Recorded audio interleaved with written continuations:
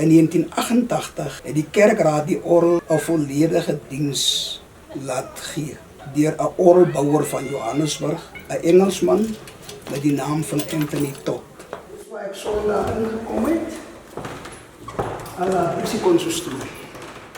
Dis die konsistorie en ek is Hendrik Papier. Ek was die NG Kerk of die NG Gemeente te Carnarvon se faktotum gewees vir 41 jaar en so 4 maande het ek het uitgewerk.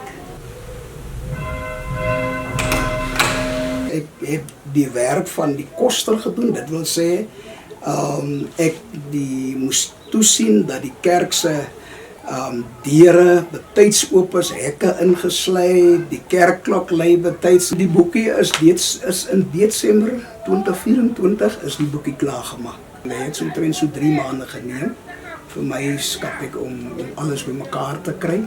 NG Kerk Carnarvon, vertelling deur Hendrik Papier.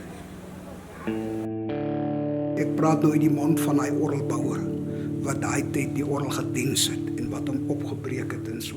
Hy het vir my gesê, die totale hoeveelheid pype van hierdie orgel is 1500. Hy het dit afgebreek en ons het vir hom gehelp om dit in 'n stoorkamer te gaan stoor.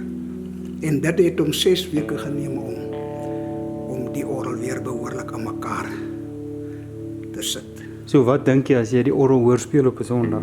Die verskillende orgeliste wat ons hier gehad het, ek byvoorbeeld 'n spesifieke gesang hoor, miskien op 'n Sondag op die radio of mense dan dink ek, sjoe, maar daai orgelis of orgeliste was baie lief vir daai lied en dit herinner my soms. O ja, nee, baie, dit gaan baie dinge deur my kop.